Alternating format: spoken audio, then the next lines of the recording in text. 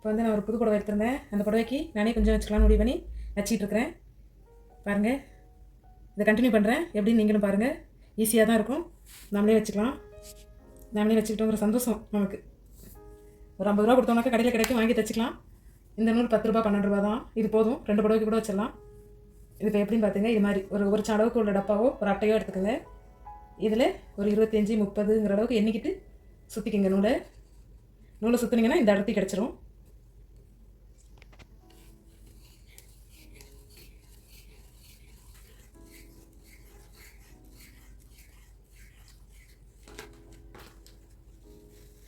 இப்போ வந்து நான் ஒரு 30 அளவுக்கு எடுத்துருக்கிறேன். இப்படி ஒரு பக்கத்தில் மட்டும் கட் பண்ணிக்கிட்டோம்னாக்கா நமக்கு இவ்வளோ நீளமானது கிடைக்கும். இது வந்து ஒரு மோட்டா ஊசின்னு சொல்லுவோம். இந்த மாதிரி ஊசியில் கொஞ்சம் திக்னஸாக ஒரு 5-6 சரம் போல் நூலுக்கு ஒத்து இப்படி முடிச்சு போட்டு வச்சுக்கோங்க. இப்போ நான் வந்து ஒரு 3 இன்ச் அளவுக்கு வச்சுருக்கிறேன். அதே அளவுக்கு பக்கத்தில் எடுத்துக்குவோம்.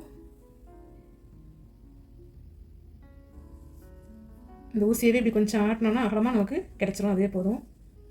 நூல் இப்படி இவ்வளோ தூரம் வெளியில் எடுத்துகிட்டு அந்த முடிச்சு கொஞ்சம் வெளில வர கஷ்டமாக தான் இருக்கும். ரொம்ப முடிச்சு பெருசாக போட்டுவிட்டாலும் நமக்கு அந்த குஞ்சத்தோட த்ரெட்டெல்லாம் வெளில அசிங்கமாக தெரியும். அதனால் சின்னதாகவே இருக்கட்டும். இந்த இடத்துல கொஞ்சம் சாட்டின் துணி இருக்கிறதுனால சிரமமாக இருக்குது. சாதாரண பூனோம்னாக்கா நல்லா வந்துடும். இப்படி இதை வெளியில் எடுத்துக்கிட்டு இந்த பக்கம் ரெட்டை மடிப்பு இருக்குது இல்லையா, இந்த மடிப்புக்கிட்ட இந்த நூலை இப்படி எடுத்து வச்சுக்கிட்டோம்னாக்கா இது இழுக்கிறப்போ இதுவும் கண்டினியூவாக வந்துடும். எப்படி வச்சுருக்கேன்னு புரியுதான்னு பார்த்துக்குங்க. உதுந்துடும், அதான் கொஞ்சம் கொஞ்சமாக பிடிச்சிக்கிட்டு வச்சு காமிக்கிறேன். இந்த நூலோட மடிப்பு உள்ளார விட்டு இப்படி வெளியில் எடுத்துருக்கிறேன். இதோட கண்டினியூ இப்படி கிடச்சிரும் நமக்கு. இப்படி எடுத்தோன்னா இது எல்லாம் வந்துருச்சு. இப்போ இந்த ஊசி எடுத்துடலாம். எடுத்ததுக்கப்புறமா இதை சம அளவாக வச்சுக்கிட்டு சமமாக இருக்குது. இப்போ இதை மடித்து ஒரு முடிச்சு போட்டுக்கும். இந்த புடவை ஓரத்தில் ஒரு முடிச்சு போட்டுக்கும்.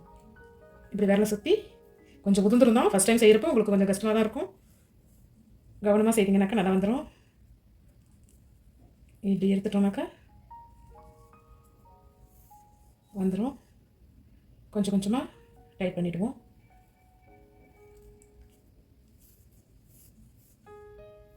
டைட் பண்ணிட்டோம். இப்போ இதையும் சேர்த்து எப்படி முடிச்சு போடுறதுன்னு பார்ப்போம். இது வந்து நம்ம 2ஆக பிரிச்சுக்கிறோம். இதை இப்படியே விட்டு இப்படி கட் பண்ணிட்டோம்னா கூட இது ஒரு மாதிரி கொஞ்சம் அழகாக இருக்கும். இதுக்கு வந்து நம்ம கொஞ்சம் அடர்த்தி எடுத்தோம்னா நல்லாயிருக்கும். நான் வந்து ரெட்டை வரியாக வரதுக்காக ஆசைப்பட்டு எடுத்துருக்கிறேன். அதனால் இது 2ஆக பிரிச்சுக்கிட்டு இங்கே ஒன்று போட்டிருக்கோம் இல்லையா, அதை 2ஆக பிரிச்சுருக்கிறேன். இது 2ஐயும் எடுத்து இப்படி அளவு பார்த்துக்கிட்டு இந்த இடத்துல முடிச்சு வர மாதிரி முடிச்சு போட்டுக்கணும். இந்த அளவு கொஞ்சம் மேலே கீழே போயிடுச்சுனாக்கா நல்லா இருக்காது. நம்ம கவனமாக வச்சுக்கணும். இப்படி பிடிச்சி பார்த்துக்கிட்டு இந்த புடவை சுருங்காமல் வருதான்னு பார்த்துக்கிட்டு இந்த இடத்துல கரெக்டாக முடிச்சு போடணும். முடிச்சு போட்டு டைட்டாக இழுக்கிறதுக்கு முன்னாடி நம்ம அளவு பார்த்துக்குவோம். எடுத்துட்டேன். நான் இன்னும் முடிச்சு டைட் ஆக்கிறதுக்கு முன்னாடி கரெக்டாக அந்த இடத்துல தான் இருக்குதான்னு பார்த்துக்கும். கொஞ்சம் கீழே இறக்கமாக வந்துட்டால் கூட பிரச்சனை இல்லை. மேலேயே இருந்துச்சுனாக்கா புடவை இப்படி மடிஞ்சிரும். அது நல்லா இருக்காது, நீட்டாக இருக்காது. இதை வந்துருச்சு பாருங்க, இது மாதிரி. இப்போ வந்து இதுலேருந்து ஒரு பாதியும் இப்போ ஒரு முடிச்சு போட்டுட்டோம் இல்லையா, இதில் இருக்கிற இன்னொரு பாதியும் எடுத்து இன்னொரு முடிச்சு போட்டுக்க போகிறோம். எனக்கு இது மாதிரி தான் வைக்கணும்னு ஆசை. அதனால தான் இது மாதிரி செய்துட்ருக்கிறேன். ஒத்த கொசும் வச்சு இப்போ போட்டிருக்கிறேன். ஒத்த கொஞ்சம் இது கொஞ்சம் காஸ்ட்லி புடவையாக இருக்கிறதுனால இப்படி செய்யணும்னு ஆசையாக இருந்தது. இதெல்லாம் நாங்கள் சின்ன வயசுலேயே செய்துட்டோம். ஆஃப் சாரிக்கு இது மாதிரி வச்சு போட்டுருந்துருக்குறோம். இப்போ அதை செய்யணும்னு ஆசை இருந்தது, செய்துட்ருக்கிறேன். அதே மாதிரி தான் அப்படி வச்சு பார்த்தோம்னாக்கா நமக்கு அந்த சுருக்கம் இல்லாமல் வர்றத அளவு பார்த்துக்கிட்டு முடிச்சு போட்டுக்கணும். இப்போ இது மாதிரி பார்த்துக்குங்க.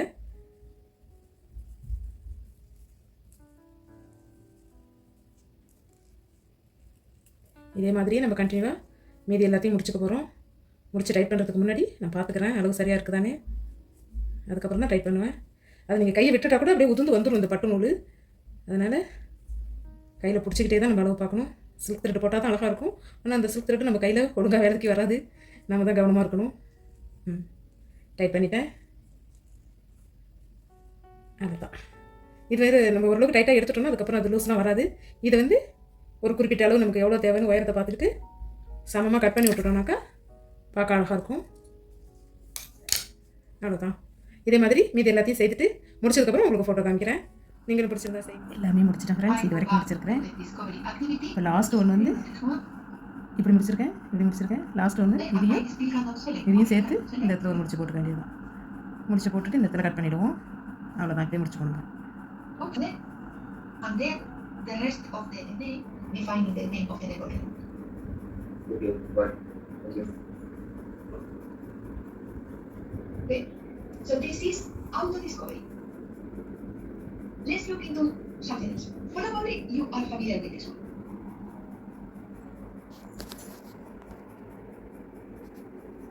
Do you know this one, SHM?